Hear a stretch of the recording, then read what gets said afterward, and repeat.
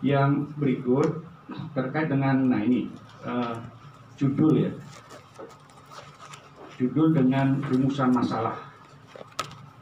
Saya agak sedikit jadi bingung membaca rumusan masalah ketiga. Yang coba bacakan ya, apakah yang menjadi kendala dalam mewujudkan usaha modal Pintura Syariah?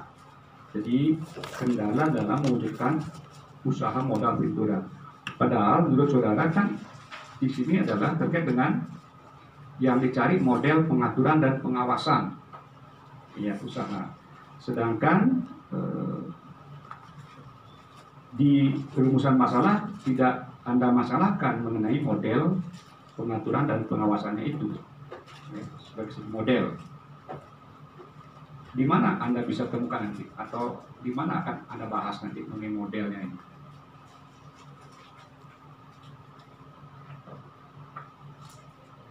Di bab 4, Prof, untuk menjawab rumusan masalah nomor 2. Oh, jadi Anda masukkan nomor 2 itu. Di 2 kan bagaimanakah pengaturan Iya, dan jadi pengawasan. subbabnya nanti ada subbab tersendiri berkaitan dengan pengaturan, ada subbab tersendiri berkaitan dengan pengawasan.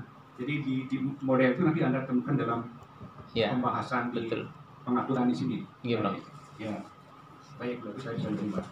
Kemudian sebelumnya juga saya ingin mengusulkan terkait dengan keinginan saudara untuk membentuk badan baru ya, atau badan terkait dengan pengawas syariah ini. Anda mengusulkan apa, dewan dan dalam ketentuan ada dewan pengawas syariah itu ya.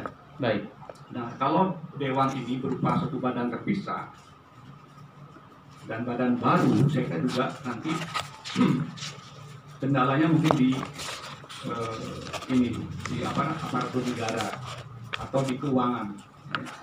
Nah, kalau menurut saya apakah tidak lebih elegan ya kalau Dewan Pengawas Syariah ini masukkan ke dalam kamarnya OJK. Jadi OJK ini nanti dimasukkan ada kamar Dewan Pengawas Syariah, tidak badan baru yang khusus untuk menangani pengawasan syariah.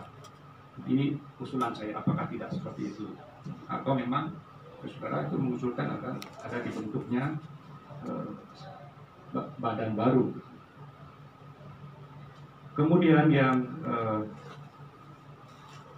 berikutnya terkait dengan pendekatan perbandingan, ya. Perbandingan yang saudara nanti pakai adalah terkait dengan modal Pintura ini adalah Amerika Serikat, gitu ya, pendekatan perbandingan Amerika Serikat. Dan tadi saya dengar Anda akan mengadakan perbandingan dengan Malaysia. Nah, mana yang benar ini? Anda tulis Amerika Serikat, tetapi dalam pernyataan Anda mengatakan nanti Anda berkeinginan untuk mengadakan perbandingan pada modal Pintura Malaysia. Baik, saya coba jawab, Prof ya.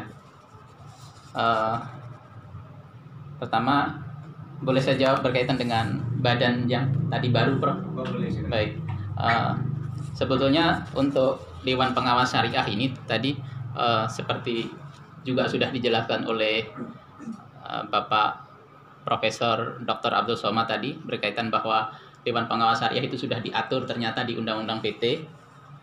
Sebenarnya bukan hanya di Undang-Undang PT saja Dewan Pengawas Syariah itu diatur. Ya, tapi lembaganya kan belum ada.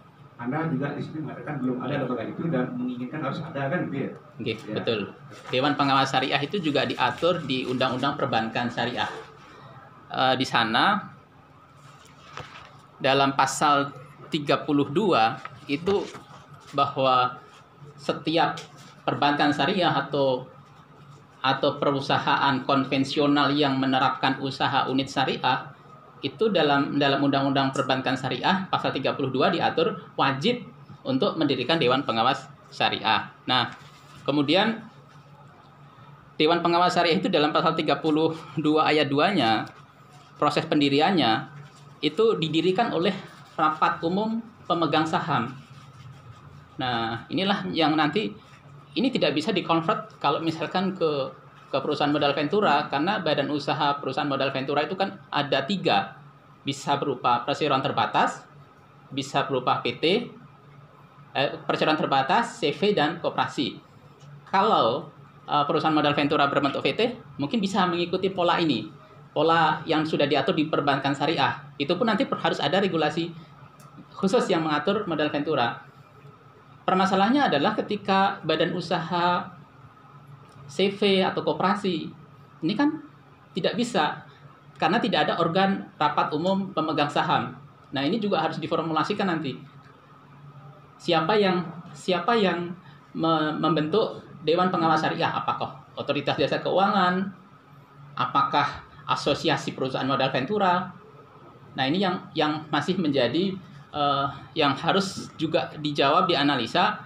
Kita mencoba mencari perbandingan, termasuk di negara Malaysia mungkin yang regulasinya sudah lebih baik. Jadi untuk mencari formulasi model-model bagaimana agar idealnya seperti apa pengawasan ini. Tapi sebetulnya pattern itu sudah terbentuk, harus.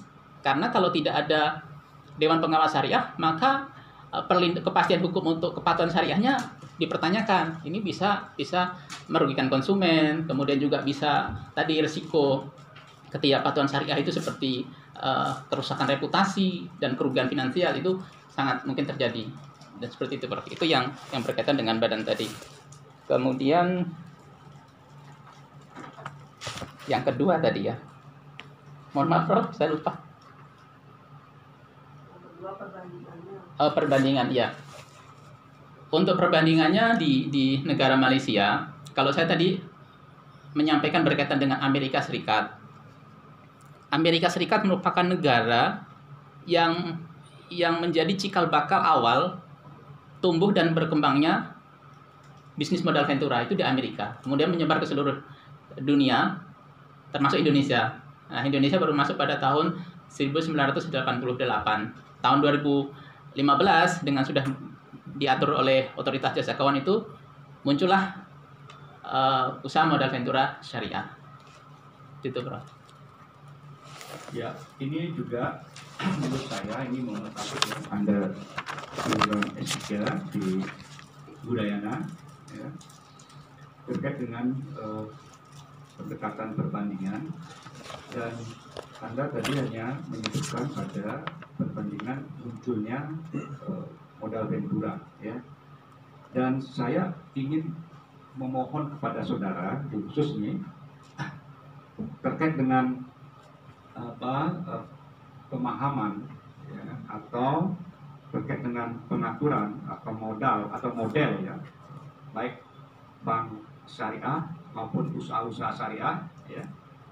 Nah, mumpung Anda menulis dan bisa Anda menjembatani mungkin, karena selama ini kalau menurut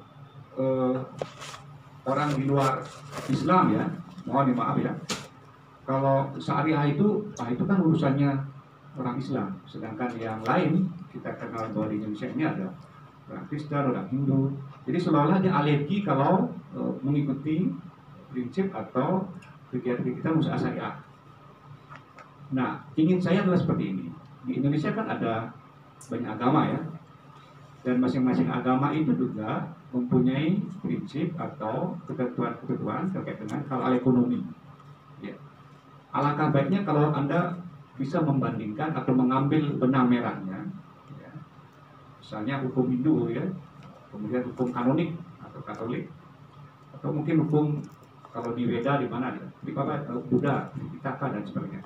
Sehingga unsur-unsur itu jadi bisa dimasukkan ke sana, sehingga seolah-olah ini syariah ini walaupun yang istilahnya istilah Arab ya, tetapi nilai-nilai ya, daripada misalnya tidak boleh ada bunga, ada riba dan sebagainya, itu saya kira semua agama itu mengatur seperti itu. Jadi tidak boleh seperti hukum ekonomi liberal ya, individual yang mencari keuntungan sebanyak-banyaknya kan gitu. Kalau bisa Anda ungkap nilai-nilai kesamaan itu, saya kira tidak alergi nanti orang dengan syariah ya, karena nilainya sama. Cuma istilahnya aja mungkin istilah Arab yang baru kita kenal mungkin bagi orang lain.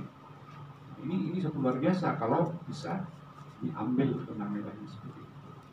Ya, itu mungkin saya kira tidak mesti ada repot ya, bisa pendidikan ke kalau di Bali ada di ATM kampus, mungkin ada dosen-dosen yang membidangi ekonomi kehinduan gitu, misalnya, atau di gereja atau di mana kanonik atau Buddha dan sebagainya, sehingga bisa satu hal yang baru sebagai suatu temuan gitu.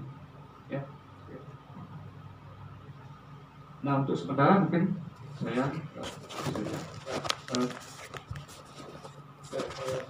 kasih kepada Prof. Yusuf